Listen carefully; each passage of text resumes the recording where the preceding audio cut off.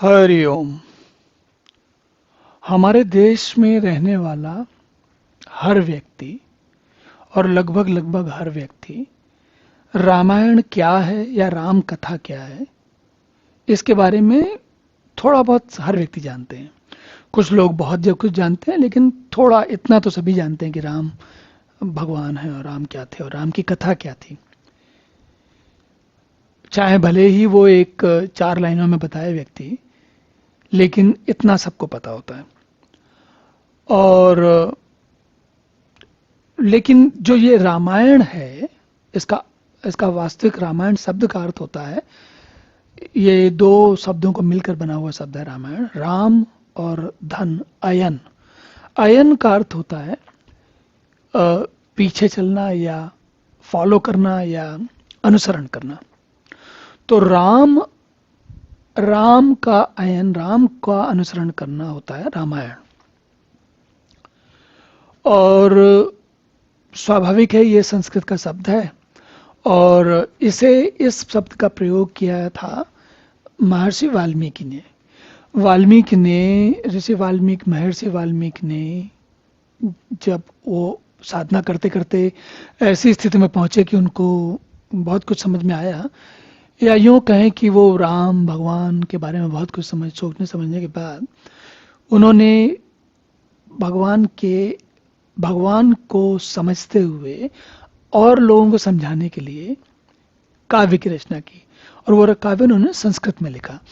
अब ये तो नहीं ठीक ठीक कहा जा सकता कि रामायण की रचना कब हुई है, लेकिन कहीं 700-800 ईसा पूर्व या और भी अधिक पहले लिखी गई होगी।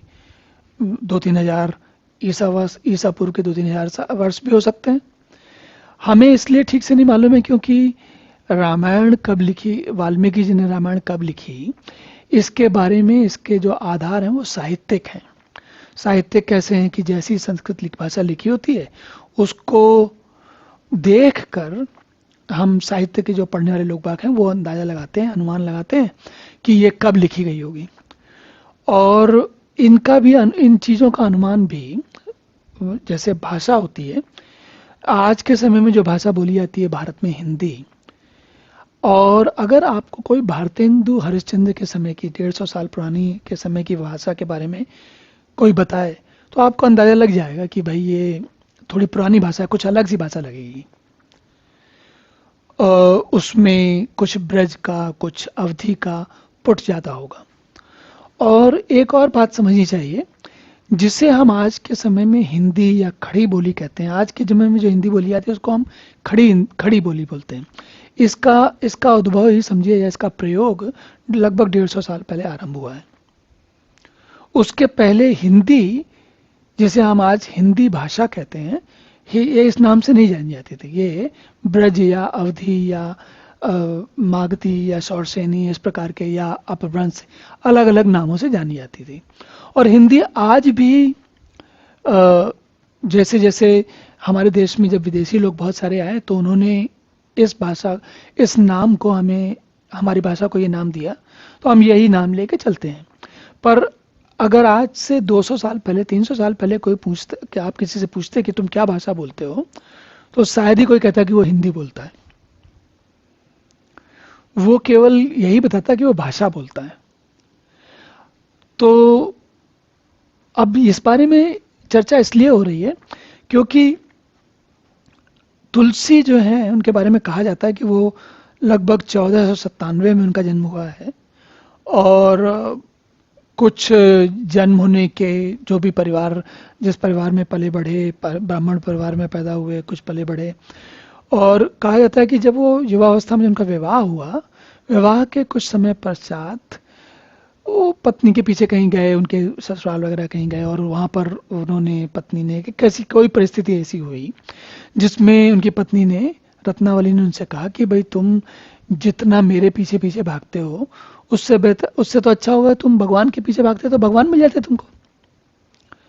अब स्वाभाविक है, युवावस्था में आकर्षण सभी को होता है, उसमें कोई कहने वाली बात नहीं, लेकिन होनी होती है ऐसी बातें, तो और भी बहुत सारे लोगों के साथ होती होंगी।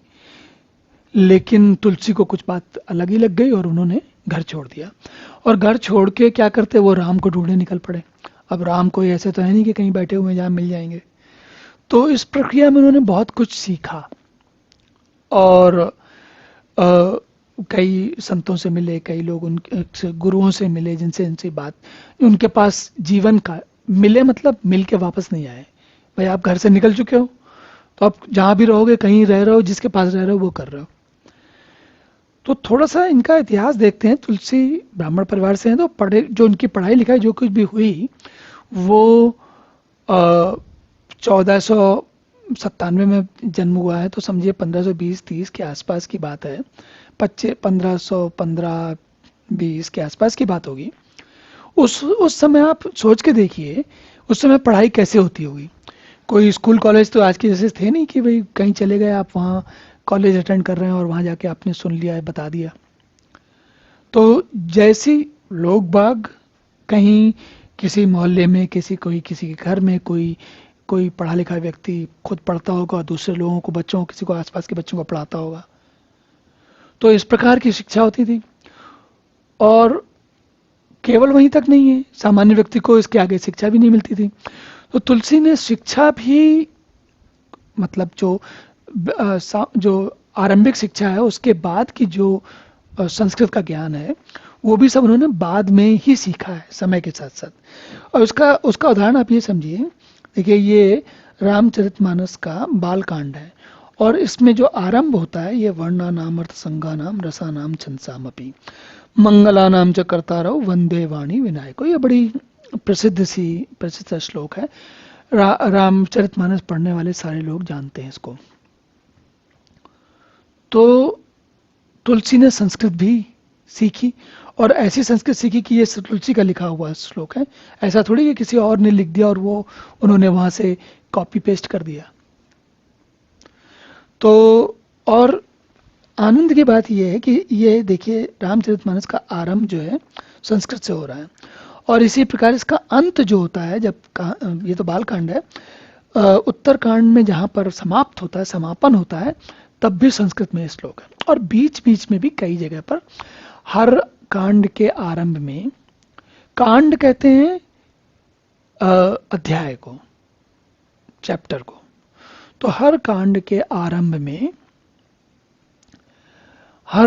आरंभ में भी संस्कृत में श्लोक है।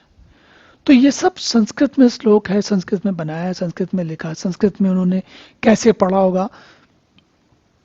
हम इन सब बातों की चर्चा क्यों कर रहे हैं? हम इनकी चर्चा इसलिए करते हैं क्योंकि कोई रामचरितमानस हम जानते हैं कि महाकाव्य है। और महाकाव्य की परिभाषा क्या होती है? महाकाव्य की परिभाषा ये होती है कि उसको एक तो बहुत बड़ी कहानी हो, बहुत विवरण हो और उसमें हर प्रकार के रस, अलंकार इत्यादि लगे हुए हों। और मतलब ऐसा नहीं है जैसे एक होता है कि श्रृंगार रस का काव्य, तो एक होता है भक्ति रस का काव्य, एक होता है रौद्र रस का काव्य, एक वीर रस का काव्य इत्यादि। महाकाव्य में सारे रस होते हैं भाषा की दृष्टि से, और जितने संस्कृत भाषा में 9 रस कहे जाते हैं, तो वो सारे रस अगर मिलते हैं किसी काव्य में तो महाकाव्य कहलाता है। अब ये बात देखिए, आप सोच के देखिए, रामचरितमानस या रामायण कौन पढ़ता है? 2 प्रकार के लोग पढ़ते हैं। एक तो वो जो भक्त हैं, जो भगवान राम के गुणगान करना चाहते हैं। दूसरे पढ़ते हैं कॉलेज या यूनिवर्सिटी में पढ़ने वाले विद्यार्थी। कॉलेज या यूनिवर्सिटी में पढ़ने वाले विद्यार्थी तो साहित्यिक दृष्टि से पढ़ते हैं। उनके लिए तुलसी साहित्य के रचयिता हैं। कैसे कैसे कहानी लिखी, कौन से छंद, कौन से अलंकार का प्रयोग किया, वो सब जानना उनका काम है। उन्हें भक्ति से कोई विशेष उनका प्रयोजन नहीं है, भक्ति का प्रयोजन नहीं है। और वो पढ़ते तभी तक हैं जब तक कि उनको उसकी पढ़ाई के लिए या तो शिक्षा में आवश्यक होता है या कहीं नौकरी ढूंढने के लिए आवश्यक होता है। एक बार वो सब कुछ हो गया तो फिर वो भूल जाते हैं। पढ़ा होता है लेकिन भूल जाते हैं। भूल इसलिए जाते हैं क्योंकि जीवन के अपने काम चलते हैं, तो वो चीज़ें इधर उधर छूट जाती हैं। लेकिन जो भक्त लोग हैं वो जीवन भर पढ़ते रहते हैं। अब मजेदार बात क्या है? मजेदार बात यह है कि जो जो भक्त हैं, पढ़ते हैं, उनको भाषा का उतना अच्छा ज्ञान नहीं होता। और इस प्रक्रिया में, इस श्रृंखला में हम लोग इस बारे में चर्चा कर केवल इसलिए रहे हैं क्योंकि ये संस्कृत तो बहुत दूर की चीज है। वंदे बोधमयम नित्यम गुरुम शंकर रूपिणम यमाश्रितो ही वक्रोपी चंद्र सर्वत्र वंदते। इस संस्कृत के श्लोक को पढ़ के वो बहुत ही कम लोग होंगे जो सीधे इसको समझ जाएं कि क्या कहा जा रहा है। जहां पर कहीं अनुवाद ना लिखा हो और सीधा संस्कृत केवल पढ़नी हो, तो बहुत कम लोग होंगे जिनको संस्कृत भली बात आती है, वही समझ पाएंगे। तो ये समस्या तुलसी के सामने भी रही होगी। तो हम क्या समझ रहे हैं? हम ये समझ रहे हैं कि एक तरफ विद्यार्थी लोग हैं जिनको समझ में आता है, पढ़ते नहीं है। दूसरी तरफ सामान्य लोग हैं जो पढ़ते हैं लेकिन उनको समझ में नहीं आता। जो कुछ लिखा है सीधे सीधे बगैर सीधे पढ़ के समझ में नहीं आता, और कम से कम एकदम तुरंत तत्काल समझ में आ जाए ऐसा नहीं होता। और हम आगे चल के देखेंगे कि किसी भी चीज को समझने में थोड़ा समय लगाना पड़ता है। यदि आपने उसी चीज को बार बार पढ़ा है तो स्वाभाविक है, पहली बार नहीं तो दूसरी बार, तीसरी बार, चौथी बार धीरे धीरे आपको समझ में आने लगता है, क्योंकि अवधि है तो हिंदी का ही स्वरूप, तो समझ में आने लगता है धीरे धीरे कि अच्छा ये क्या कहा जा रहा है। पर अगर आपको कोई हिंदी में पढ़े हुए व्यक्ति को, जिसको हिंदी भली बात आती हो और यहाँ तक कि वो हिंदी का पीएचडी हो या हिंदी बहुत अच्छी तरीके से जानता बोलता हो, अगर उसे अवधि में ध्यान नहीं दिया, उसने अगर तुलसी के बारे में, कल्पना करते हैं कोई ऐसा व्यक्ति जिसने हिंदी में पीएचडी की लेकिन तुलसी को कभी नहीं पढ़ा, जितने बार तुलसी के प्रश्न परीक्षा में आए सब छोड़ दिए और बाकी सब लोगों को पढ़ते चला गया। तो अगर ऐसे व्यक्ति को, उसने हिंदी में पीएचडी की हो तो भी उसको अगर आप इनकी चौपाई या दोहा बता दें तो उसके लिए भी कठिन हो जाता है इसका अर्थ समझना। तो हो क्या रहा है? हो ये रहा है कि आज के तुलसी ने अवधि में लिखी क्योंकि तब लोगों को जैसी स्थिति थी संस्कृत की बात समझ में नहीं आती थी। आज के समय में संस्कृत की बात तो समझ में आती ही नहीं है, और जो अवधि में लिखी तुलसी ने वो भी समझ में नहीं आती। तो हम लोग जाएं कहां, क्या करें? तो यहां पर इस श्रृंखला में हम चेष्टा कर रहे हैं, संपूर्ण रामायण को तो, रामचरितमानस को पढ़ना तो शायद बहुत लंबा काम है, लेकिन कुछ भागों को लेके और जहां तक संभव बन पड़ा वहां तक इनको, इसके जो तुलसी ने रामचरितमानस जो लिखी है उसका रसास्वादन किया जाए, उसका आनंद लिया जाए, उसकी कुछ जो सुंदर उन्होंने कितने भाव में आकर तुलसी ने पूरी कविता लिखी है, इतनी बड़ी कविता लिखी है, उसका आनंद लिया जाए। और ये आनंद केवल विद्यार्थियों के लिए नहीं, विद्यार्थी तो ठीक है, वो अपना पढ़ेंगे और आगे बढ़ जाएंगे। मैं विद्यार्थी नहीं हूं, आप भी विद्यार्थी संभवतः नहीं है, लेकिन फिर भी हम सभी सोचते हैं, और अगर आप यहाँ तक इस चर्चा में भाग ले रहे हैं, कम से कम सुन रहे हैं, तो इतना स्वाभाविक है कि आपको कुछ तो कहीं ना कोई कारण तो है रुचि का। तो यहाँ केवल इतना ही उद्देश्य है कि हम इसका आनंद, और कोई भी पुस्तक पढ़ते हैं तो उसका आनंद लेते हैं। तो ये समझ लीजिए हमारा एक बुक क्लब है जिसमें कि हम तुलसी को, भगवान राम को, उनके बारे में चर्चा करेंगे। और जहां तक संभव होगा मैं अपनी बुद्धि से आपको समझाने की, आपको इन बातों को थोड़ा सा चर्चा करने की चेष्टा करूंगा। आप भी, आपको जो समझ में आए या मैंने कहीं गलत समझा हो तो आप उसके बारे में टीका टिप्पणी अवश्य करें, ताकि कम से कम आगे के समय में और लोगों को और अच्छी और व्यवस्थित जानकारी मिले, अच्छी बात पता लगे, अच्छी तरीके से समझ में आए, उनको और अधिक आनंद आए। क्योंकि ज्ञान का आनंद, जो लोग ज्ञान के, जो पढ़ना लिखना या किसी भी बात को जानना, उसको जानने की जो चेष्टा करते हैं उनको उसी का आनंद होता है।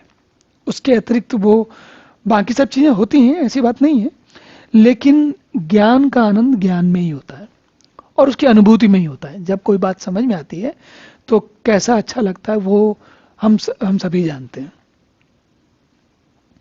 तो इन सारी भूमिकाओं के साथ ये जानते हुए कि तुलसी ने अवधि में लिखा है मूलतः इस रामचरितमानस को।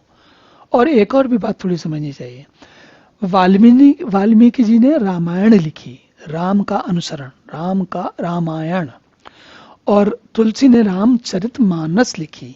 देखिए रामचरितमानस, रामचरितमानस जो है वो राम के चरित्र का मानस, मनुष्य के लिए समझ लीजिए या मानवों के लिए समझ लीजिए, या मन के, जो मनुष्य क्या है, जिसके पास मन है वो मनुष्य है। तो और मन के जो मन का वृद्धि होती है, या मन की, जैसे जानवरों में कितनों के पास मन होता है और कैसा मन होता है वो थोड़ा सा हमको नहीं पता है, लेकिन मनुष्यों में मन की अनुभूतियां, विभूतियां अलग ही प्रकार की होती हैं। तो भगवान तुलसी जो है वो भगवान राम के चरित्र को मनुष्यों के लिए या मन को बहलाने के लिए या मन को आनंदित करने के लिए लिख रहे हैं, इसलिए इसको रामचरितमानस कहते हैं या श्री रामचरितमानस कहते हैं। और श्री इसलिए कहते हैं क्योंकि ये प्रसिद्ध है, श्री है भगवान। मनुष्यों में जो श्री दिखती है वो भगवान के कारण ही है। अगर भगवान मनुष्यों को वो स्थिति ना दें तो श्री दिखेगी नहीं, श्री होगी ही नहीं, श्री जैसी चीज समझ में ही नहीं आएगी।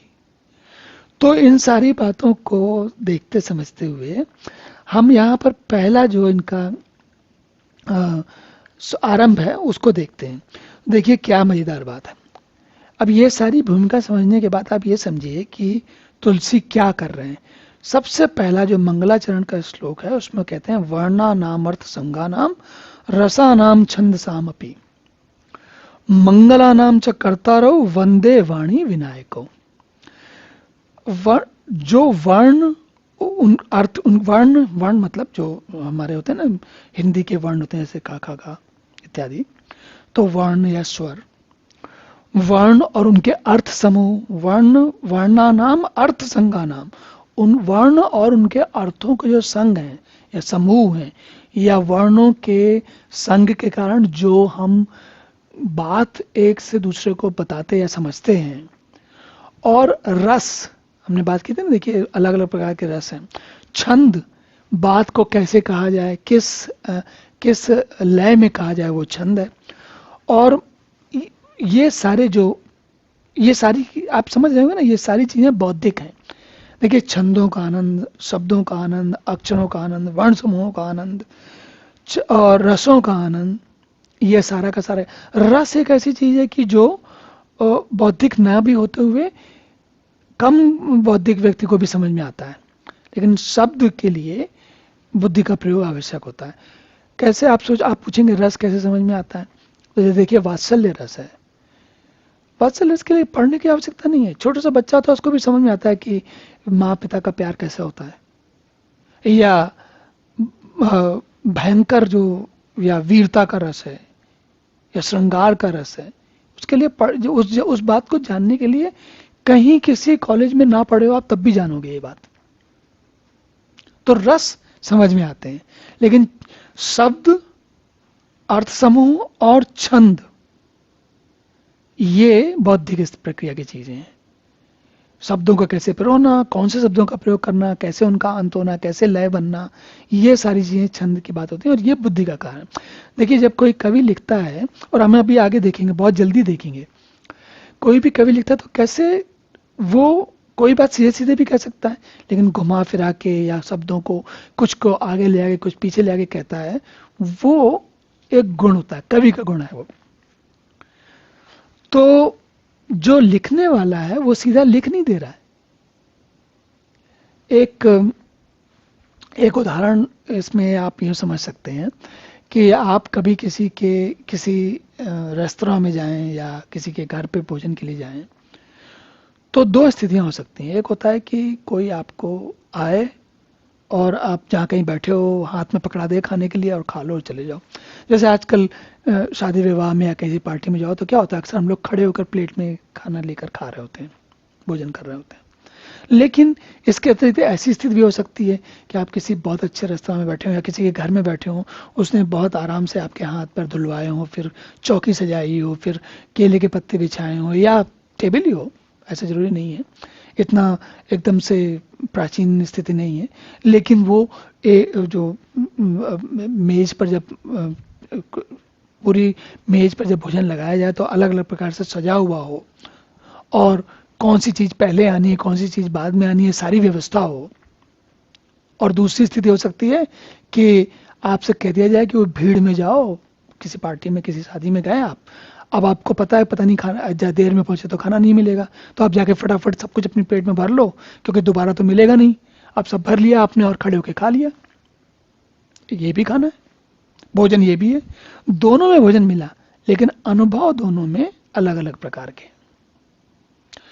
तो तुलसी की जो रामचरितमानस है ये जो है वो 5 स्टार नहीं तो 7 स्टार नहीं तो 10 स्टार वाला, जो मुझे नहीं मालूम 10 स्टार का कोई रेस्तरां होता है कि नहीं होता है, पर आप ये समझ लीजिए कि ये 9 स्टार, ये 9 रसों वाली वो अद्भुत सामग्री है कि जैसे जैसे आप इसका आनंद लेंगे तो आपको साहित्यिक दृष्टि से बड़ा बड़ा आनंद आएगा। तो ये तो बात हुई साहित्य की। अब दूसरी बात करते हैं भक्ति की, क्योंकि हम सभी जानते हैं कि तुलसी भक्ति भक्ति भक्ति के मतलब भक्तों में सम्राट है। और ये जो तुलसी की जो भक्ति है वो उसमें कहीं कोई रुकावट नहीं है, वो पूरे एकदम बिछ गए हैं। इसका साष्टांग दंडवत हम जब करते हैं तो क्या होता है कि अब उसके बाद फिर शरीर का कोई हिस्सा बचता नहीं है, सब समर्पित हो जाता है। तो तुलसीदास जी की भक्ति जो है वो वैसी वाली है। तो भक्तों के लिए, जो कि देखिए विद्यार्थी कुछ लोग पढ़ते हैं या कुछ समय के लिए पढ़ते हैं, पर भक्त वो हैं जो जीवन भर पढ़ते रहते हैं। मैं और आप जैसे 20-22 साल 25 साल जब तक भी पढ़ा हमने कॉलेज में स्कूल में, तब तक तो वो साहित्यिक दृष्टि से पढ़ लिया और जान भी लिया और परीक्षा में लिख भी आए उत्तर और नंबर भी मिल गया और हम आगे चले भी गए, नौकरी में भी कहीं इंटरव्यू में बात हुई तो वो भी बता दिया। तो ये सारा कार्यक्रम था कुछ पाने के उद्देश्य से किया गया। जब हम रामचरितमानस को अपने जीवन में आगे कभी पढ़ रहे होते हैं तो हम कुछ पाने की चेष्टा नहीं कर रहे होते, केवल हम देखिए इसमें एक बड़ी मजेदार बात है इसमें देखिए यहाँ पर देखिए ये कहा है नीचे वाली लाइन में, ये देखिए नीचे लिखा नहीं है, स्वांता सुखाय तुलसी रघुनाथ गाथा। स्वांता सुखाय का मतलब है स्व अंतः सुखाय, अपने अंतः सुख के लिए, अपने अंदर के सुख के लिए। तो तुलसी भी उसी कारण से रघुनाथ की गाथा लिखते हैं और हम भी उसी कारण से सीखते हैं, तुलसी की रामायण रामचरितमानस का पठन पाठन करते हैं। या केवल अगर हम केवल गाते ही हैं, शब्दों को केवल दोहराते ही हैं, तो भी अंतः सुख के लिए ही करते हैं। वो वहां पर कोई, मुझे नहीं मालूम कि कोई रामचरितमानस इसलिए पढ़ता होगा कि उससे कोई लॉटरी लग जाएगी। तो बात ये आती है कि जो तुलसी ने ये पूरे लिखी है वो भक्ति के कारण लिखी है, और वो भक्ति स्वांता सुखा है, उसमें कहीं कोई ऐसा झंझट नहीं है कि वो किसी और दूसरे को लाभ हो, बड़ी अच्छी बात है, पर लिखी तुलसी ने स्वयं अपने लिए। अब आप सोचेंगे कैसे गजब के आदमी रहेंगे तुलसी भी, महाकाव्य लिखा है वो भी अपने लिए लिखा है। तो ये महिमा। अब यहां पर एक तीसरी बात आती है, वो क्या आती है, हमने बात की विद्यार्थी की और हमने बात की भक्त की। एक चीज है जिस पर मैं आपका ध्यान बार बार लाता रहूंगा, और मैं निश्चित है ये बात कि मैं विरला नहीं हूं, बहुत सारे और लोग होंगे जिन्होंने ये सब बात उनका भी ध्यान गया होगा और उन्होंने भी कहीं ना कहीं अलग अलग जगह इस बात को बताया होगा। वो क्या है मेरा तर्क है या मेरा मानना है या मैं उन लोगों में से हूं जो सोचते हैं कि तुलसी बात तो कर रहे हैं भक्ति की, बार बार भक्ति की बात कर रहे हैं, काव्य की बात कर रहे हैं, लेकिन उनकी जो उनका जो उद्देश्य है वो ये देखिए यहाँ पर, ये इसी में इसी पहले पहले पृष्ठ में ही है ये सब कुछ। तो पहले प्रश्न में ये श्लोक आता है जिसमें वो कहते हैं यन माया वस्वती विश्वमखलम ब्रह्मादि देवासुरा यत् सत्वाद मृषय भांति सकलम रज्जो यथायर्मभ्रमा। इसमें जो है मजे की बात ये है कि तुलसी ये कह रहे हैं कि रस्सी में सर्प की भांति, रस्सी में सर्प की भांति यह सारा जो दृश्य है वो देखिए, सारा दृश्य जगत सत्य प्रतीत होता है। ये बात भक्ति की नहीं है, ये बात है वेदांत की, ये बात है ज्ञान। जैसे हम लोग कहते हैं ना कर्म भक्ति या ज्ञान, वो पुरानी समस्या है कि भक्ति भली बड़ी कि ज्ञान बड़ा। तो आप जरा सा भी इसके लिए बहुत ज्यादा चेष्टा भी नहीं करनी पड़ती, जरा भी आप ध्यान देंगे तो आपको समझ में आएगा कि तुलसी जो है बार बार बार बार बार बार लगातार वेदांत, उपनिषद या ज्ञान या हमारा वो ज्ञान जिसके लिए भारत विशेष है, हमारा देश विशेष है, हमारे क्षेत्र के लोग विशेष हैं, हमारे ऋषि मुनि विशेष हैं, तुलसी भी बार बार उन्हीं की बात कर रहे हैं। और हमारे लिए, आज के व्यक्ति के लिए, पाठक के लिए, भक्त के लिए, आज के समय में इस 21वीं सदी के ये 2024वें वर्ष में हम लोग बहुत, हमारे आज के समय के लिए इसका आनंद कुछ अलग ही प्रकार का है। क्योंकि देखिए आज के समय में सारा काम बौद्धिक हो रहे हैं, बहुत सारे काम बौद्धिक, बुद्धि का जो प्रकर्षण है, बुद्धि का जो सामर्थ्य है वो बहुत हर तरीके से हर तरफ दिख रही है। चाहे हमारे देश की प्रगति में हो, चाहे लोगों की प्रगति में हो, चाहे नाना प्रकार के जो व्यवसाय चल रहे हैं या वैज्ञानिक लोग काम कर रहे हैं, सब जगह बुद्धि का काम चल रहा है। तो हम यहाँ क्या देख रहे हैं? हम यहाँ पर ये देख रहे हैं कि तुलसी 1550 के आसपास, माने कि हम तुलसी को सब कुछ समझ में आ गया 50-55 साल की उम्र में, और भगवान की दर्शन हो गए, और वो अब क्या करें भाई। तो तुलसीदास जी जो हैं, वो गोस्वामी जी, वो अब चाह रहे हैं कि हम दुनिया में सब लोगों को बताएं। तो जो कुछ उन्होंने सीखा है वो सब उन्होंने इसमें उड़ेल दिया है, सारा कुछ डाल दिया है। और उसमें ये एक यहाँ पर ध्यान देने की बात है, जो ये तीसरी बात है, विद्यार्थी, भक्त और साधक या वेदांती, उसकी दृष्टि से देखें आप यहाँ पर, तो तुलसी ने बहुत सारी सामग्री छोड़ी है। क्यों?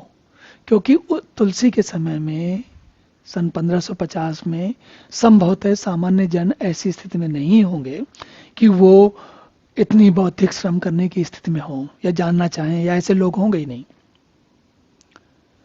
लेकिन तुलसी तो है, तो उन तुलसी से रहा नहीं जाता है, और वो बार बार वो बात बताते हैं।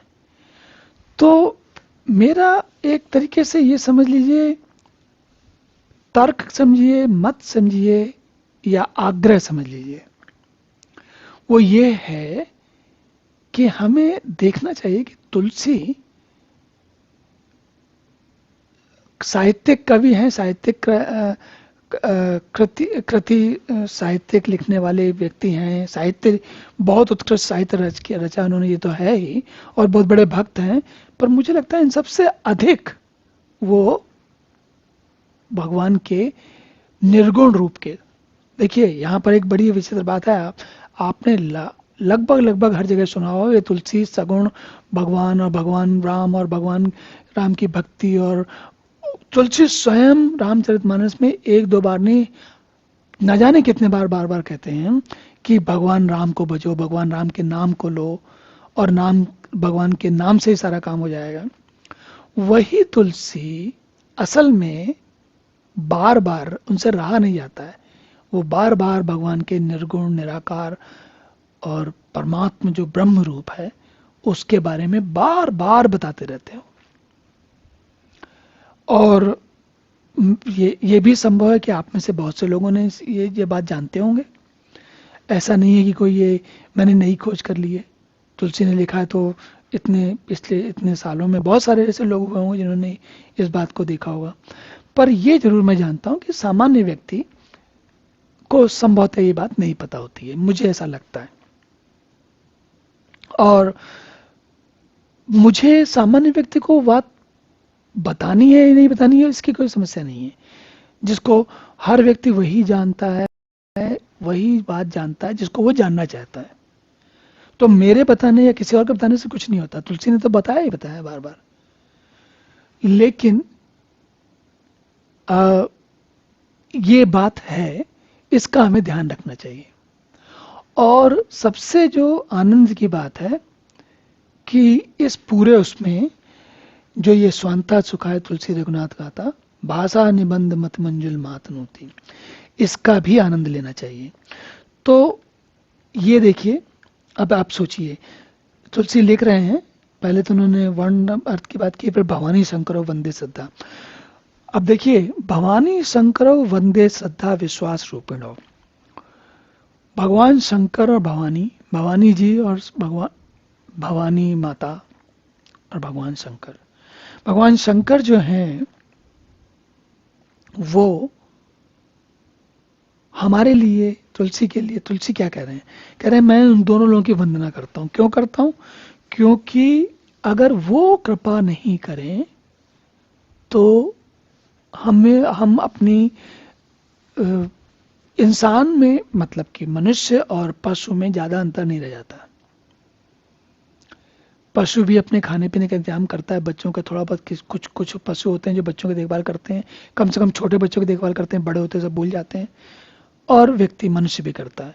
तो इस स्तर पर इन दोनों से ज्यादा अंतर नहीं है।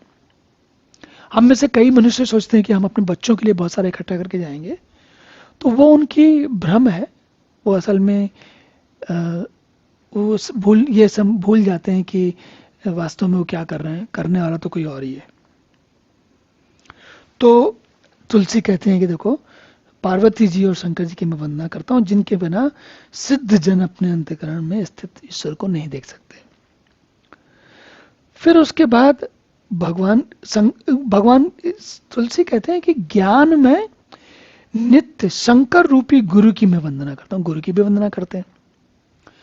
यहां पर ये सारी जो मंगलाचरण है, मंगल आचरण, मंगल की कामना की जा रही है।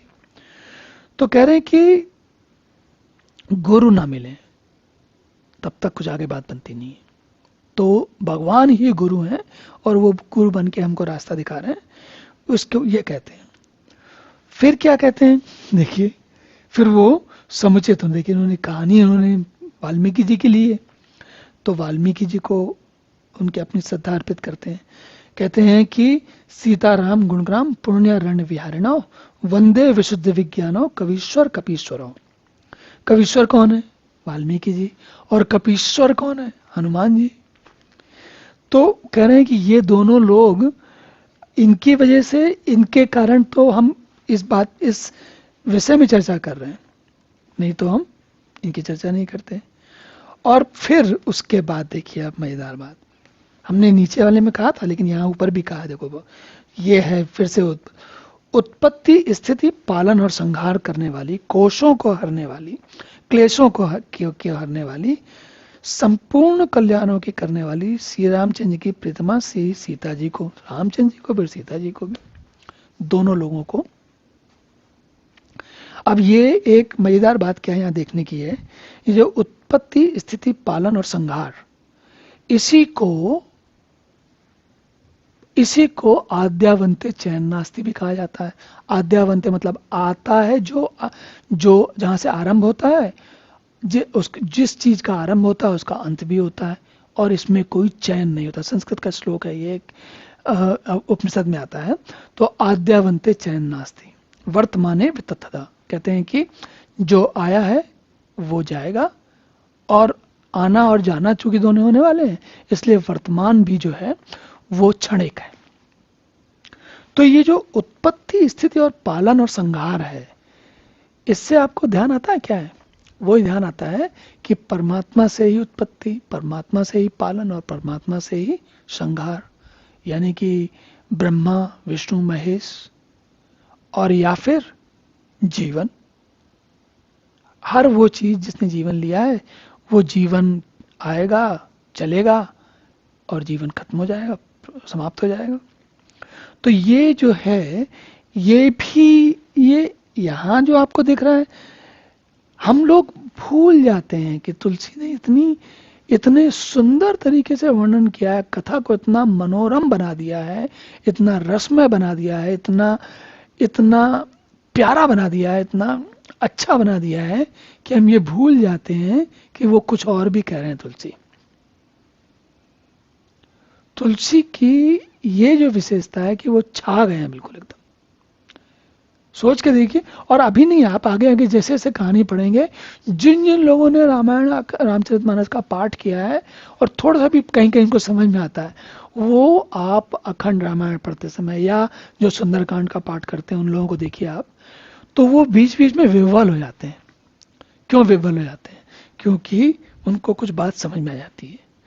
तो ये जो समझ में आने वाली बात है, वो तुलसी की बात से, आज की भाषा में कहते हैं ना, कनेक्ट हो जाता है, संपर्क स्थापित हो जाता है, समझ जाते हैं कि अरे भाई ये तो हमारी ही कोई बात हो रही है। तो तुलसी जो है वो उत्पत्ति स्थिति संहार की बात भी कर रहे हैं, फिर से ये वेदांत की बात है, इसलिए मैंने यहाँ पर इतना आप उस पर जोर डाला, इतनी जोर से।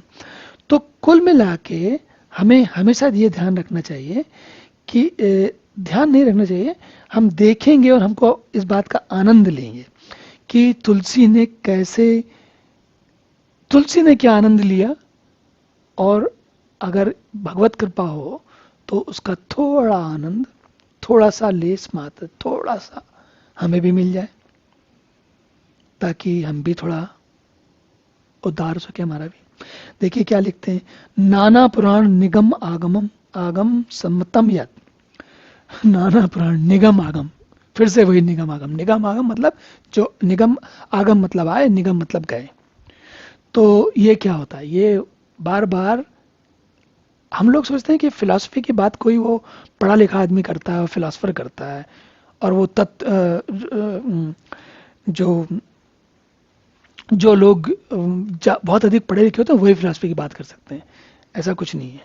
देखिए यहाँ क्या हो रहा है, ये क्या कह रहे हैं, कह रहे हैं नाना पुराण निगम आगमम संतम यत्। जितने भी पुराण हैं वो निगम आगम की बात करते हैं, और उनकी भाषा में भी जो कुछ कहा जाता है, जो बताया जाता है, और जो कुछ भी भगवान के बारे में, भगवान रघुनाथ के बारे में, श्री राम के बारे में जो कुछ भी कहा जाता है, उस सब को तुलसीदास जी ने अपनी पूरी भाषा का जो सौष्ठव है, भाषा का लालित्य है, भाषा की जो सुमधुर रचना है, उसमें उसको उन्होंने पूरा का पूरा उड़ेल दिया है। इतना ज्यादा उड़ेल दिया है कि मन मन प्रसन्न होकर भाव विभोर हो जाता है, भाव विभोर हो जाता है। तो कुल मिलाकर ये है आरंभ, और हम धीरे धीरे आगे के कुछ सत्रों में एक एक करके जो और आनंददायी बातें हैं वो इनकी तुलसी के रामचरितमानस के बारे में उसकी चर्चा करेंगे। अब यहीं पर रुकते हैं, पुनः मिलेंगे, तब तक के लिए हरि ओम।